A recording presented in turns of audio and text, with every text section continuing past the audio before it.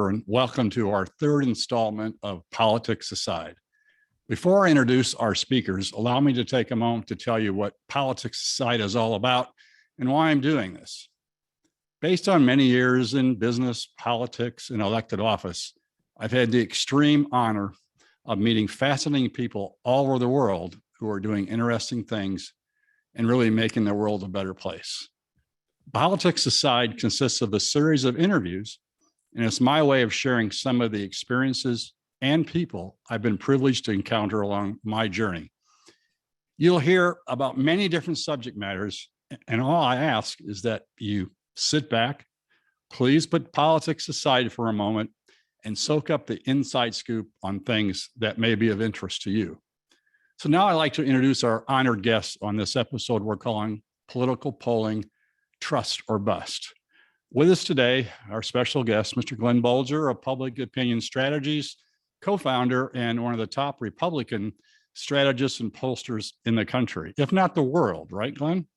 Also, Mr. Zach McCrary, partner in Impact Research, one of the top Democrat pollsters in the US, and if not the world as well, Zach.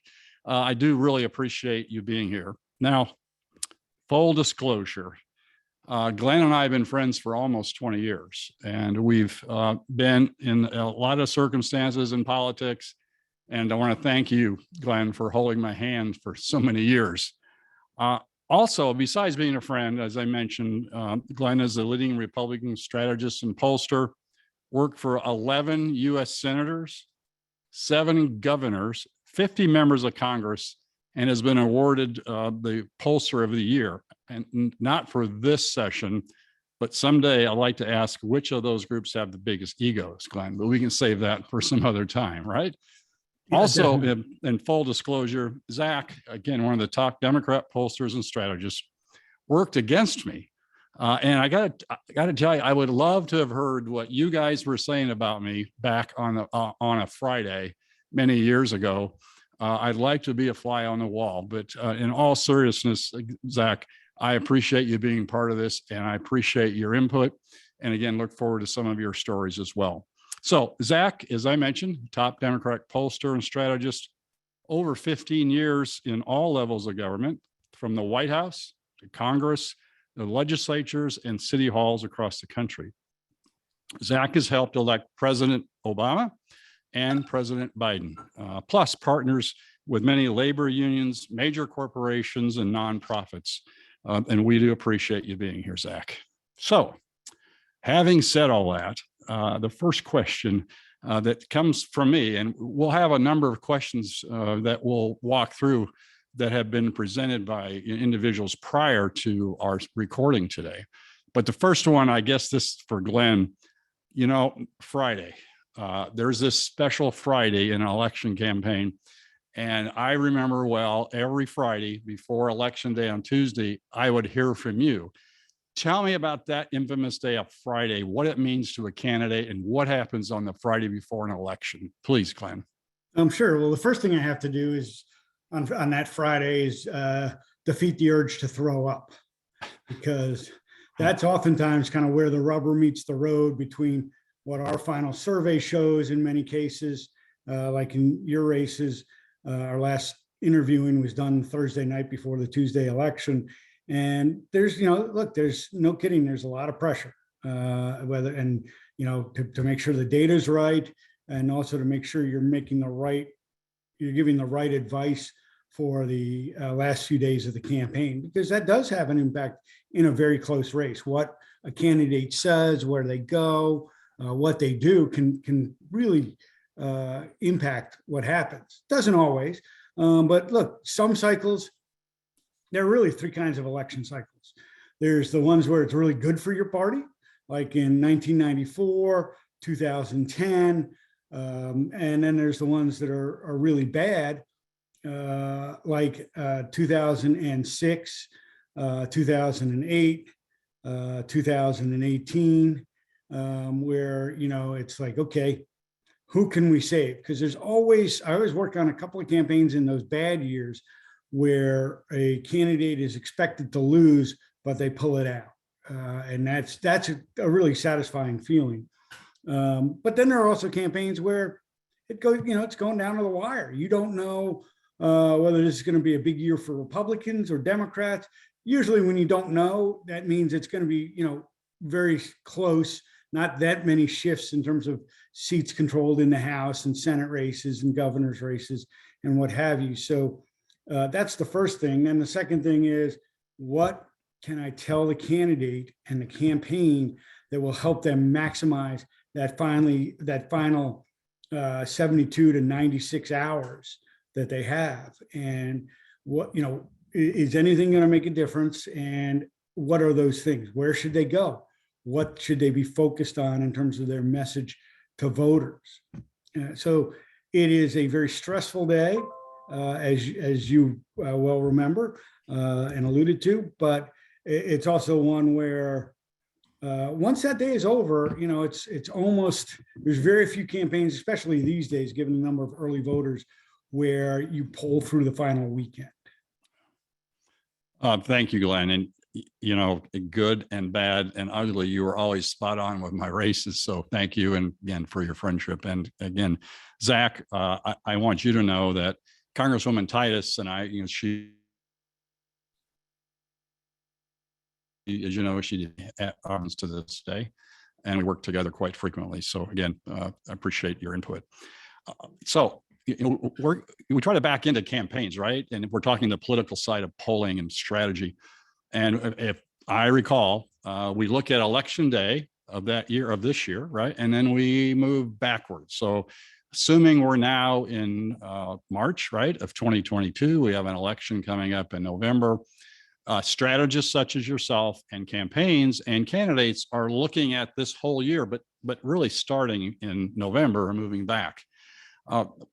Why is polling changed so much? I know the window of time has remained the same, or maybe it's expanded substantially, but the fact that this is such a ongoing long campaign cycle, how and why should the public or a candidate, trust your information?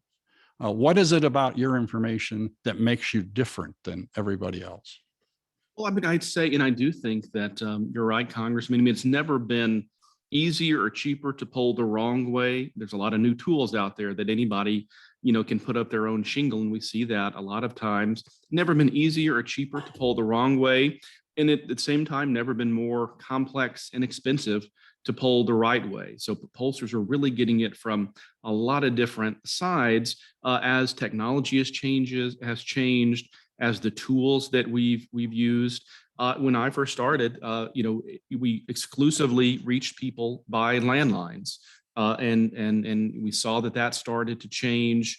In 2008, 2010, 2012, the share of cell phones that we had to start incorporating kept rising. Now, and I know, Glenn and our firm often, partner on some nonpartisan projects together, and we, like them, use now multimodal options where it's, cell phone and landline and text and online.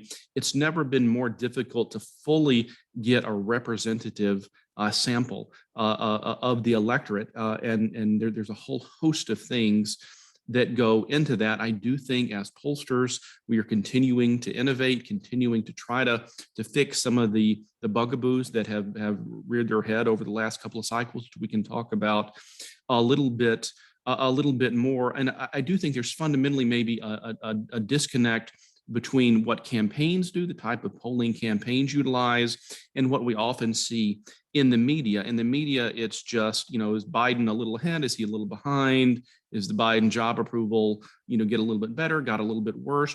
But really the holy grail of polling, as far as campaigns, is determining how to move public opinion. You're interested in where people start. Sometimes where people start is one of the least important questions in a survey, because you're always looking for the right message. Who needs to hear that message? What are our strengths? What are our vulnerabilities?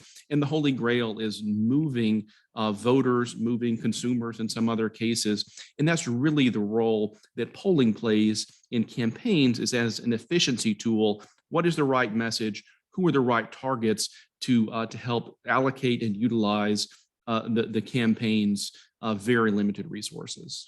So in this environment, Zach, while you're saying that Friday morning, I guess we can have a wing and a prayer and try to move a few things the last couple hours. But today, with all the different types of campaigning, different outlets, different sources of information, it's more difficult. And I guess while we're on that topic, so when a lot of people don't answer the phone, and I think both of you will appreciate this, I get calls from Searchlight Nevada all the time, right? And outside of Nevada, other than the two of you, most people don't know where Searchlight is, in the middle of the desert. How does that work? I know you hire like firms that make calls, right? Is that how it works? You hire professionals that call or reach out, and you then compile the information? Yeah, go ahead. I'm sorry, go ahead, Glenn. Oh, No. yeah, we have relationships across the country with phone bank vendors. There are some pollsters who actually have their own. I think this is maybe a little less common than it used to be, but I'm sure there's still some situations where some pollsters will even have their own phone banks, run their own phone banks. But the way we have historically utilized it is to have relationships with different phone banks, different vendors across the country. We like to have them, sprinkled across the country to some degree, where you have regionally representative areas. If we're dialing a project in Nevada, it's good to have a phone bank next door in Utah, so we're not calling it from Boston, Massachusetts, and getting Massachusetts accents or getting deep South accents. So that's something we are cognizant of. We frankly have found over the years some good opportunities where there's often phone banks in close proximity to military bases, because often you have military spouses or people moonlighting who have sort of neutral, flat accents, but also have some time, whether it's spouses or what have you, retired military who locate near a military base, and those often are good places to do it. It used to be 100% of our interviews came through these types of phone conversations. Now, increasingly, more and more interviews are collected, via text, via online. So our reliance on phone banks is not quite as high as it used to be, but they still cell phone, landline are still vitally important parts of the process. But that's a little bit of how the sausage works. I didn't mean to cut you off, Glenn. Oh, no problem. I was going to actually address the first question, Zach, that was asked of you, and just kind of add a few observations on myself, which is, Congressman said, hey, how do we know we can trust this? And my response is, for both our side and your side, Zach, capitalism works. In other words, if our data is consistently wrong and usually kind of too happy, we're not going to keep getting hired.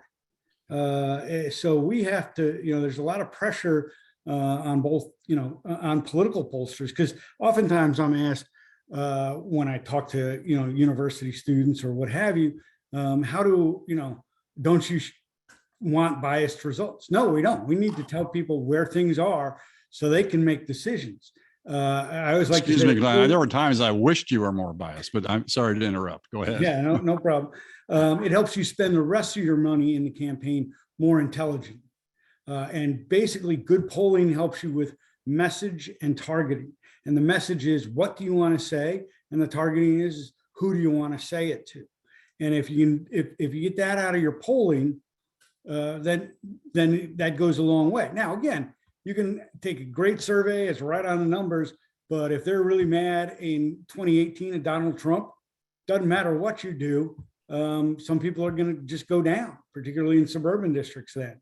The Democrats, found the same thing in 2010 about Barack Obama. No matter how they tried to sell him or how they tried to sell, his healthcare policy or whatever, it just, it was just going to be a landslide, and that's what happens. And then the last thing I would say is, and you mentioned it about, phone answering is, well, people answer your damn phones. That's a public opinion strategy's motto, right? Answer your damn phone. I like it. So with all this new technology and some people answering phones, some people, I guess, just answer it for the game, right? They just want to hear what's on their end, or maybe they're even lonely in some respects. But you don't just use phones anymore, right? What are the other techniques that you're using that you can count on, or at least be fairly accurate for information? Yeah, we use, text to web is the official term But in addition to landline and cell phone, you are also, and people probably can relate to this, we will text voters, target voters who reflect a representative sample of the electorate, text them via their smartphone, their device, a discrete link only that they can utilize, and we'll text them on the device that are, text them at the number that they're registered with, so we know who we're getting. It's not just a blanket a text that goes out to every number in the world, but we know people, we know who is getting that text, we know what their voting history is, we know a lot about them based on that number.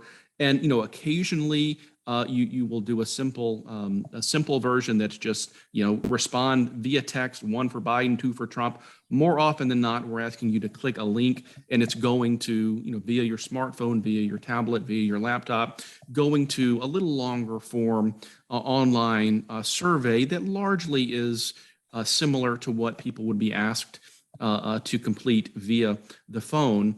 So that has become an important piece over the last several cycles, because frankly, we saw as phone response rates, is because people aren't answering their damn phone, their response rates fell over the last decade or more. And the people that were answering their phone and willing to give us opinions via the phone were different than the people who we were not getting via the phone, and that wasn't always the case. I mean, that's one of the things that reared its head in the 2016 election with Hillary Clinton and Donald Trump. I think to some degree, polling has always had a bias, an obvious bias toward people who want to have political conversations and who are more highly engaged, have higher social civic engagement. But that wasn't. So to some degree, polling probably was always missing a certain type of voter. But if those voters historically were not necessarily overwhelmingly toward one side or the other, if we were missing those people in 2012 and they were sort of 50-50 Obama, Romney, not that big a deal. The numbers don't look that different if you miss a few of those voters. If those voters are 80-20 Donald Trump and you're missing a sliver of those, that is going to cause some havoc. And that, I think, is part of what happened in 2016 and has become the real goal. As pollsters, we try to not just get the cheapest and easiest interviews to get, which is how some people do it, sort of the sloppy way to do it, but get an approach that is fully representative. And that's where things like these online tools, text tools come into play. It's a little bit tongue in cheek, but in some places we even have considered, experimenting at least with some old-fashioned, door knocking type thing. Sort of like how the census is able to get some. COVID, of course, would throw a wrench into that. But there are some places. I know Glenn's firm does international work as well. Our firm does some international work in places, Slovakia, where that's where they have to collect data. Is in some parts of the world is door knocking, one at a time. It's not hyperbole to say that that's on the table, at least in some experimental fashions, to see if that is how important that component is to make sure we're getting as representative a sample as possible. And Zach, I think probably both of you made a really good point that I think many of us think of a poll and that's the end game, but it's really just the beginning. It helps then future messaging, future campaign, and moving forward. And I have to chuckle because I thought, Kevin McCarthy and Nancy Pelosi were my best friends. They both text me all the time. John, send money, right? And I guess on that note, just in campaign fundraising, it's my understanding into that realm, which is not yours, that database of phone numbers has a real value when it comes to the campaign. And if you have a 20,000 mailing list or of phone numbers or 30,000, that can really make a difference in your fundraising ability, right? Yes. So I guess before we leave the process of polling, explain what a crosstab is. So we hear about crosstabs. What is that? Can you explain how you use that? Sure. On a poll? I'll take that one. Crosstabs are when you look at the demographic subgroups and how they respond to each question. So, for example, let's just take your basic ballot test. With Republicans, if you were running for office, you'd expect to be getting 80% or more of Republicans and expect to be getting 10%, maybe 15% of Democrats at best. Republicans, you want to get up over 90. Democrats, if you can get to double digits, that's a good thing. So the crosstabs tell you how you're doing with those two groups. And then, of course, the swing group, the independents, where are you with them? If it's a pretty close district between the number of Republicans and Democrats, oftentimes you got to win independents to win. And whenever there's a landslide election, a sea change in the House, for instance, it's because independents vote double digits with the out party. Whether, again, it was 2018 with the Democrats winning big, because of Trump, or 2010 with Republicans doing really well. Independents are the ones, everybody's like, oh, you got to get your base out. And that's true. You want to get your base out, particularly in midterm elections. The challenge is you can't make up on turnout what you've already lost on message. So if you're losing on message, the independents are the ones who, put you 6 feet under in an election. And nothing personal, Congressman, that's exactly what happened to you. It was just not a good Republican year. And, we scratched and clawed, but ultimately, and I would bet if Zach and I were to compare notes, our numbers in that race would have been pretty similar at the same times. It's, what do you do with it? How did Zach worked with his campaign team to make sure that they held on to that advantage? We tried with a really talented campaign team to try and overcome that disadvantage, and it just didn't happen. But those crosstabs really tell you how well you're doing with different groups. I remember one campaign, we were down in the summertime by 40 points, but we fought back. The race was pretty well dead even in mid-October. I can remember two of those kind of campaigns, and it was pretty well dead even, and we were underperforming with younger men. So I presented a survey, and then we're talking, okay, what do you do next? And we're talking about, well, do we buy the Iowa football game? Well, it's really expensive. I said, well, I jumped in, who are we underperforming with? Younger men. Who has really high ratings for Iowa? Obviously it's an Iowa district way back. Who watches that? Well, younger men. So they were like, oh yeah, good point. So let's buy that. That's a very simple example, but it's also compelling because, if we'd been doing what we needed with younger men or doing a little better, I wouldn't have argued, oh, let's buy Iowa football. But instead, because we were underperforming, that was like an easy, well, yeah, let's make that decision. Now let's get to the other decisions. And you had time to position it accordingly. Yeah, I'd say it was with like 2 or 3 weeks left in the campaign. Yeah, and you did make an important point earlier, Congressman. It used to be there was one election day. It was November. The first Tuesday after the first Monday in November was election day for everybody, virtually everybody. Now in some states there's 20, 30, 40 election days because you have people voting in some cases as early as September, mid-late September. So that not only causes havoc in our surveys, but everything is reverse engineered in campaigns from election day, wanting to peak. Try to peak at election day. And if election day people start voting in late September, then that really puts the stress, again, not specifically on polling, but on campaign teams, on resource decisions. It adds a whole host of complications that, again, didn't really exist a decade ago. And it doesn't feel to me, and I think my general sense is that's a positive thing to make it easier and more accessible to vote. It doesn't feel like we're going to put the genie back in the bottle there, and campaigns are having to catch up with the realities that, and it has real, by God, changes as to how campaigns communicate, how they spend money, when mail goes out, when television starts, and all of these considerations to make everything more complex and make it a more multi-layered approach than it was until pretty recently. Well, then how did some of those high-profile races really miss the boat last cycle? Some and high-profile firms, not including the both of you who were quite successful. But there's some big polling firms that just missed. What happened? Well, Honestly, I'm not 100% sure. I mean, I have some theories, so I'll share those with you. But there's nothing going to be like, aha, caught them red-handed making these mistakes. And that's clearly why they had challenges. One is it's harder, and Zach alluded to this earlier, it's harder to find, oddly enough, two types of people. One is younger voters.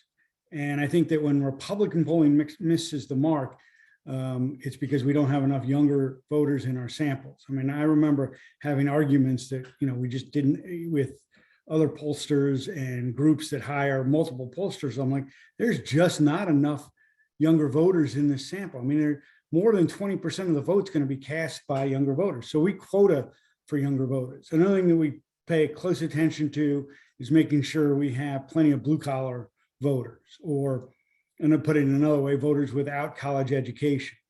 Because I think if there was a problem in the public polling in 2016 and 2020, that's something that they tended to undersample, a group they tended to undersample. Not on purpose, they're just harder to reach. And then we also worked on improving likely voter models. It used to be fairly simple models. Now they're much, much more complex. And, we're also just trying to change things to make it easier to keep people on the phone and what have you. Whoops, lost you there. Oh, there you are. Okay. Well, you had mentioned, yeah, go ahead, Zach, please. Oh, yeah, no, I do think just to underline Glenn's point. I mean, I do think the biggest challenge that we see on the Democratic side, especially that has implications in terms of data looking too Democratic, not Republican enough, is this factor of missing a certain type of voter that is that at a minimum correlates with downscale, blue collar, usually more small town rural voter, more conservative minded. And we saw that in 2016 as an industry, and in our firm, I think we feel like we're among the more accurate, but certainly have had times when we would have liked to do over, when we had a survey that we had to get under the hood and figure out why were we, what happened here that we didn't quite show the accuracy we want to show here.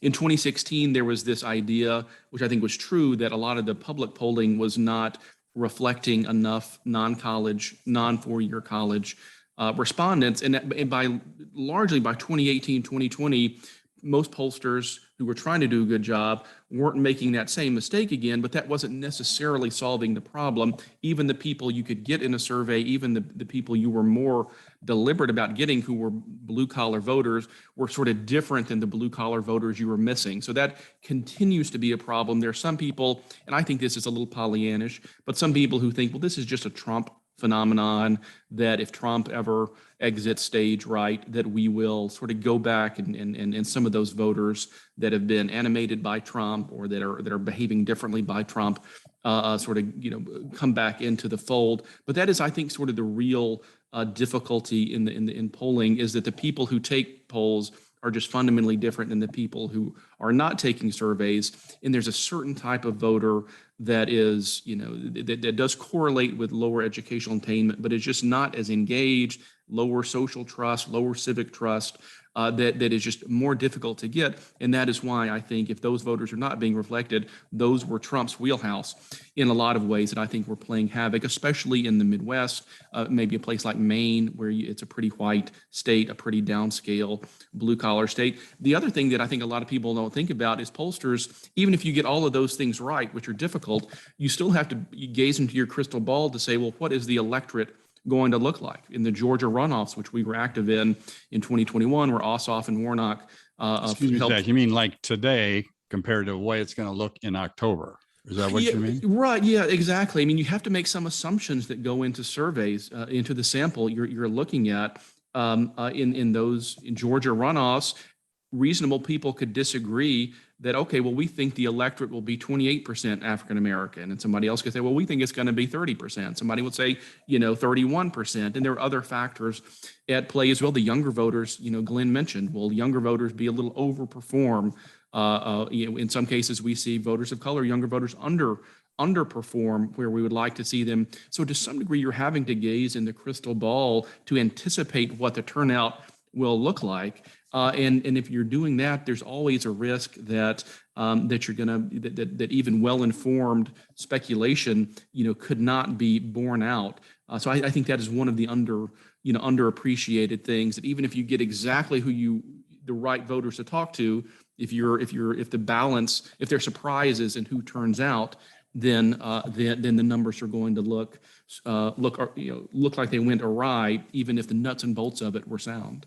So if this could be business as well as politics, but when they engage with your firms, is it you advise them you need 500 people to interview, or you need 30,000 people? How does that work? How do you determine? I know cost factor, I'm sure, has a lot to do with it, but is there a number of touch points that you like to use for accuracy? Yes. And one of the issues is, look, two things you mentioned cost. Two things drive cost generally. There's other factors as well, but mostly two things. One is the sample size, and the second is the length of the questionnaire.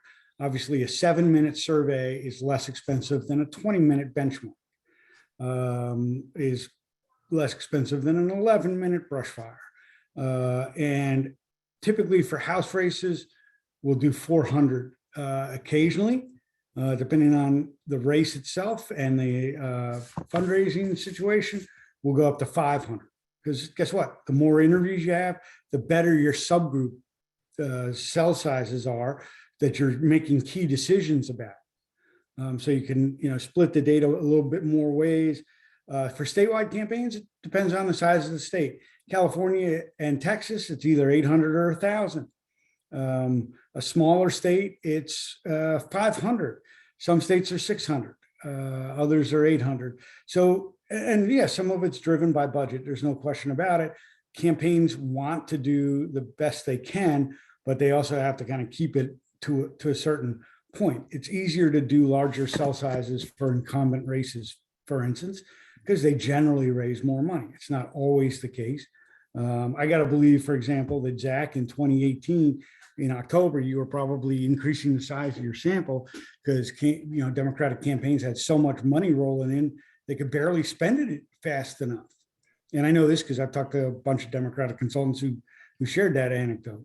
But yeah, that's Congressman, that's the main thing. There's, margin of error is what it is.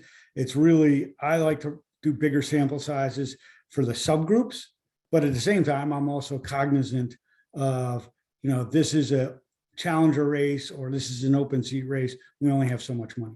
Well, so go ahead, Zach. Sorry. Oh yeah, and the other factor is just sort of how homogenous an area is. I've worked in some relatively small municipalities like Elizabeth, New Jersey, not a huge population, but if you're running for mayor, running for office in Elizabeth, New Jersey, it's about a third white, a third black, a third Latino. So you have to have enough interviews where can see all of those subgroups and have meaningful representation there. So maybe that's sort of a 500 or even a 600 survey, whereas there's some states that are homogenous. North Dakota, pretty homogenous. You could even make an argument to get away with a lower sample size, a 500 sample in North Dakota to get a read on a state that's pretty homogenous, and you actually might need a larger sample size even in a small municipality like Elizabeth, New Jersey, because the internals of it are so diverse.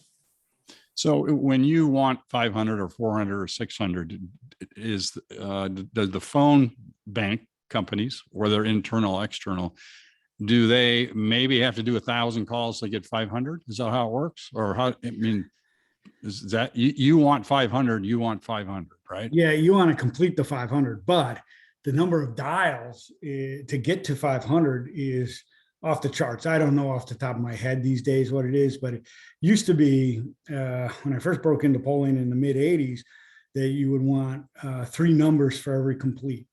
Then it went up to 5, and it stayed at 5 throughout most of the 90s. And then in the aughts, I think now we're probably doing 30 to 50 per complete, to have that many numbers. That doesn't mean you dial 50 to get 1, but some of them you dial 70 to get 1, others you dial 30. So that's what it kind of averages out to. And on that, is there ever efforts Well, I guess let me ask the question a little differently. How do you determine what's a real answer and what's just somebody making up stuff? And if so, is there ever orchestrated attempts to manipulate polls by people that you're calling? I mean, is there systems in that? I mean, how do you know what's real? My sense is that there probably are some examples of that. My sense is that's a little bit more, sort of urban legend type thing. I mean, I do think there is sort of this idea of, how honest are people being when in a survey, which is certainly a fair question, and we do take steps within the survey when we get people on the phone or to engage on the survey in whatever form it's taking, to assure them that it's confidential. If there are sensitive topics being discussed, or your voting, which would include your voting intention, to really bend over backwards to make people feel comfortable expressing sensitive opinions. There's a whole host of methodology to do with that. The other thing that sometimes we hear, mostly from candidates or people who are very high information at high levels, it's easy to forget that the average person, frankly, is likely to feel pretty ignored, pretty voiceless, especially as it relates to government and politics. So people like us who make their living by having opinions on the news of the day might wonder why anybody would stay on the phone or take a 10-minute survey on their device. But I do think a lot of people see it as one of the only chances they may have to speak their opinion. Someone's asking what they think for a change. Someone's listening to what they think for a change. And that's not the phenomenon that the average person has on a regular basis. So we see this in surveys, and you can really see it in focus groups, which is another tool in our toolkit, where people will share very personal things in focus groups, whether it's an online focus group or even around a table with some other people. And so I think that's maybe a misconception, or surprises people, just how honest a lot of Americans, a lot of people are willing to be. I think, frankly, because they're actually very rarely asked in the real world to share their opinion. If I called, if our interviewers called Zach and asked him who he was voting for, it's very unlikely he would answer, "Oh, I'm voting for the Republican candidate," because he's such a strong Democrat. So he's proud of being a Democrat. Not sure why, but he's proud of being a Democrat. And, so the odds of him lying or any other strong Democrat, well, independents don't think that way of, "Oh, I'm going to try and manipulate this." Let's say on a 500 sample, let's say kind of a smallish state like West Virginia, 5 Democrats decide they're going to lie and pretend they're Republicans. That's 1%. Changing the survey result by 1% is well within the margin of error, and it's just not even something worth looking at. And the other thing that we see is it's very hard for people to kind of fake it consistently. So when you look at the crosstabs, guess what? Republicans are losing to the among base Democrats. The Republican candidates are losing 2 to 95, with 3% undecided. Well, most of those undecideds are still going to vote for the Democrat.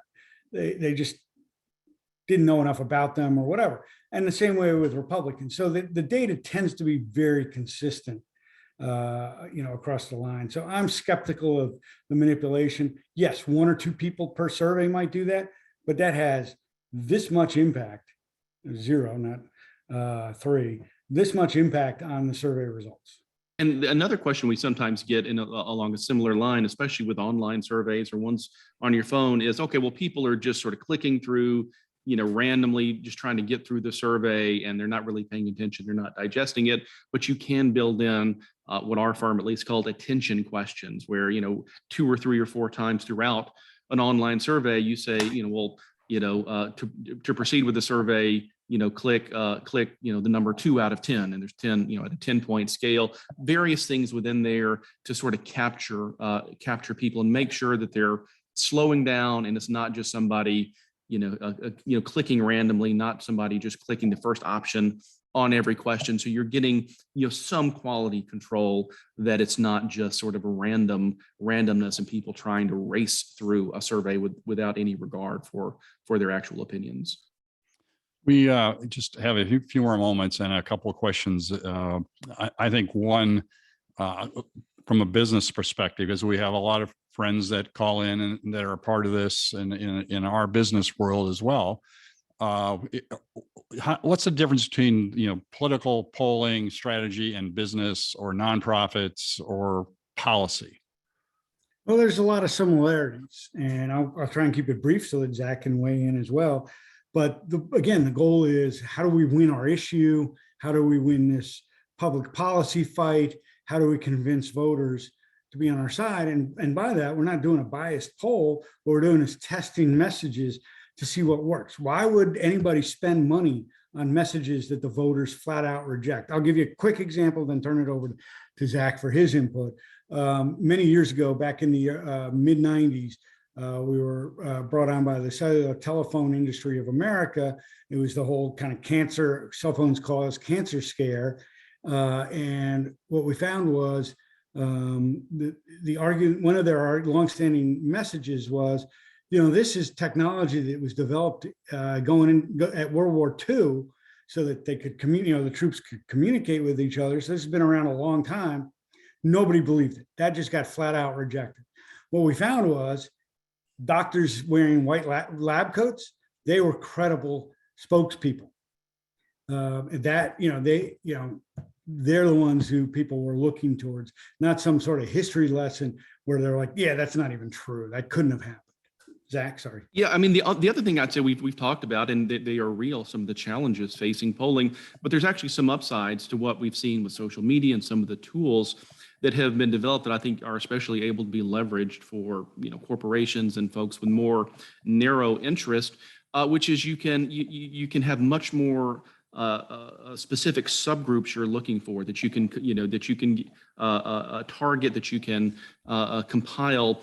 Usually using online tools. I mean, I've conducted online research with people who have type 2 diabetes. You can conduct online research of LGBT teens, of people who receive Botox treatments. You can sort of find these very narrow groups in a way that if all in the 80s or 90s or even early 2000s, if you're only able to communicate by calling people on the phone, a lot of these are so narrow subgroups that it's just needle in a haystack. It becomes cost prohibitive, but there are now tools where we can target consumers and customers and pet owners and dog food, people who want organic dog food, and you can be much more narrow in a way that I think serves corporate company interests that if it was feasible 20 years ago, it was much more difficult, much more onerous, and I think less impactful. So some of the challenges that have made getting a fully representative sample of the electorate that we've seen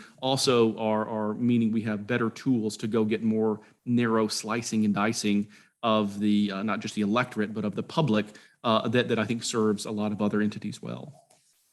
Just two more questions. One I find quite interesting that was asked via the question and answer, and that is there any difference in polling you do for public opinion on a subject matter? Example, should we provide weapons to Ukraine, and polling to be used to get parties together to solve problems rather than us versus them as we see? Is there a way that with polling we can help bring people together a little bit more? I'd like to think so, and this gets to some of the art versus the science of polling as well. You could have 10 different pollsters who were all smart people try to come up with the exact right question to try to get at what Americans think about various policies to Ukraine. And these are complicated issues where you have to provide some context, and 10 different pollsters might have language that's at least a little bit different. There are pollsters who have different language on even fundamental things like how do you gauge presidential job approval. There's multiple different ways to look at that. So I do think that is, in my mind, one of the more interesting elements of polling is when new phenomenons do happen, figuring out how are we testing it and how are you providing enough context to where respondents can give an informed opinion, but not throwing so much at them that it is in no way realistic to anything that a real human being would ever encounter. And so that becomes important. Also, we try to do things like, pro and con statements, supporters of supporters of the Biden infrastructure bill say this, opponents say that, and try to keep them balanced, try to keep them roughly at par with each other. And again, that's where some of the art comes in a lot of the issue polling, especially for nonprofits. We do, even when they're through a group that is more ideologically driven, a lot of times the memos we put together aren't making the point of showing that ideally that the American public supports a given policy, but are trying to make the case that this is a bipartisan, a nonpartisan view of it. So that's often information that is in our issue-based memos, that this is not only an issue that Democrats align behind, but this is something that actually has bipartisan appeal. So I do think that at its best, some of the issues and some of the entities we poll for try to make the case that a given issue is something that does not polarize people, does not force people into their different corners, which so many issues seem to these days.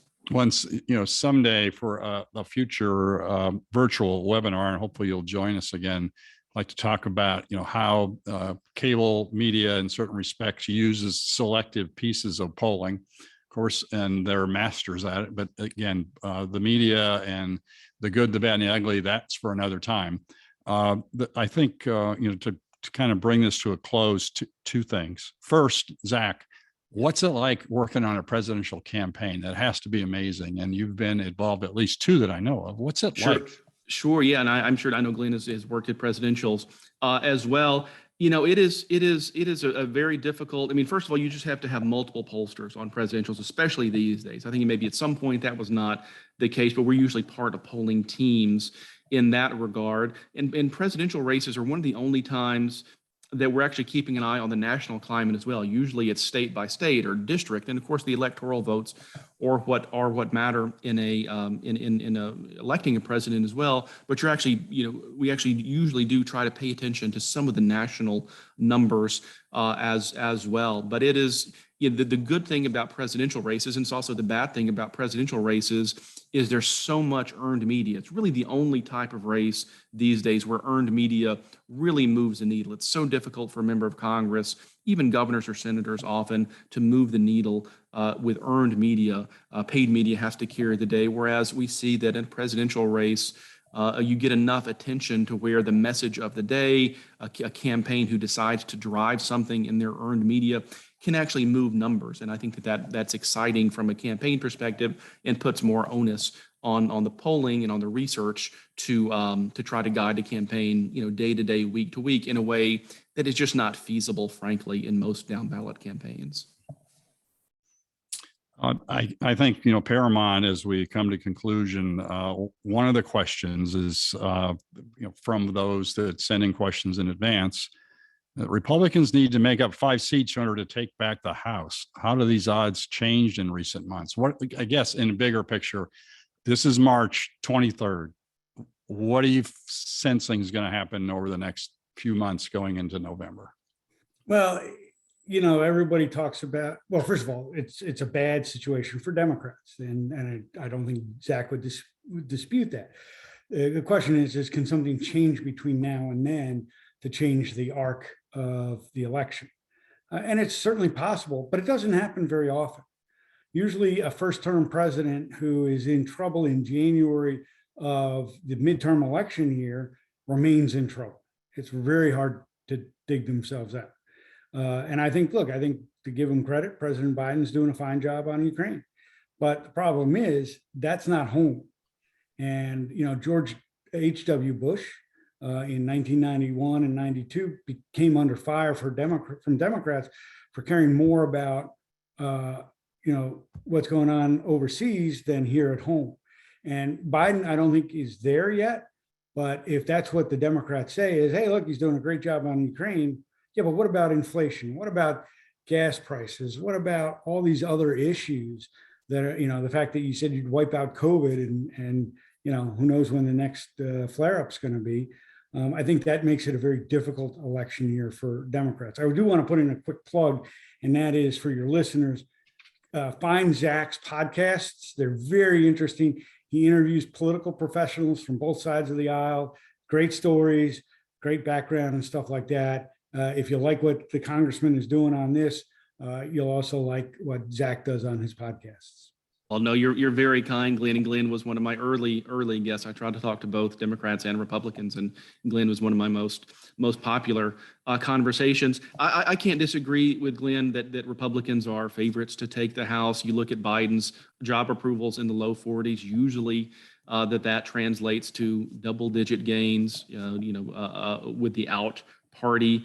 And I certainly can't deny that feels very possible. I do think that there's a little bit of glimmers for hope for Democrats. The redistricting has played out in almost every state. 9 out of 10 states, redistricting has played out more favorably for Democrats, and I would have expected 6 months ago. So I think there's a handful of seats that Democrats will win, can hold, will be competitive in, that I would have thought a year ago that would have been lost already. Now, if Republicans are gaining 50 seats, then a handful of seats salvaged in redistricting is not quite as impactful. It actually does make Democrats, I think, a little more viable. If Democrats do give up the House majority in 2022, the better maps make Democrats have some path to the majority in 2024.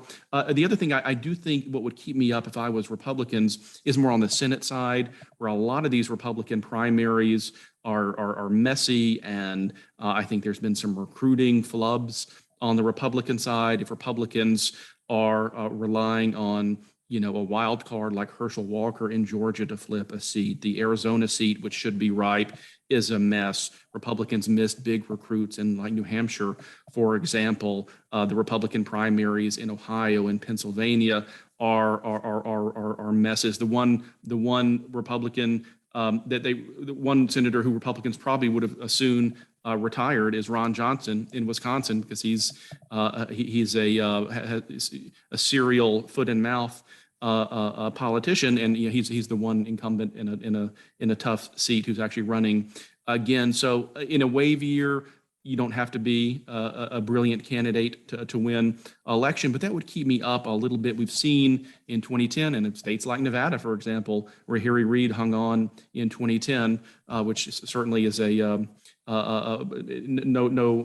some overlap with the race we were talking about earlier with Congressman Porter's race the cycle before. But we've seen Republicans, and Democrats have done this before as well, but we've seen Republicans flub some seats even in wave years. And that's maybe a glimmer of hope on the Democratic side. But I certainly think that the conventional wisdom that Republicans are poised to have a good cycle, I certainly am not Pollyannish that's unrealistic. Well, and the three of us have been in this for some time, and we watch these cycles come and go. And I try to share that in politics aside, plus in business, plus in trying to help the community, that everything is a cycle, and the parties have a tendency to do themselves in. I mean, anything can happen between now and next November or October or whenever early voting starts. So hang on to your hat. So with that, let me give a special thanks to Glenn. Thank you again for years of friendship. Zach, look forward to seeing you more often. Thank you for everything that you're doing to make the world a better place. A special thank you to all those that are online today. It is live, being recorded, will be rebroadcast on Facebook and on LinkedIn. And also encourage that you tune in to additional of our series. We have a number of special guests that will be coming online this year. Please look forward. Please sign up also. I do put out a newsletter periodically. If you go to portergroup.com and sign up, and make sure you sign up for Zach's podcasts as well. I look forward to hearing more of those. So hopefully you've enjoyed today. This is John Porter with Politics Aside. Please be safe. Thank you again. Thanks, Congressman. Thank you.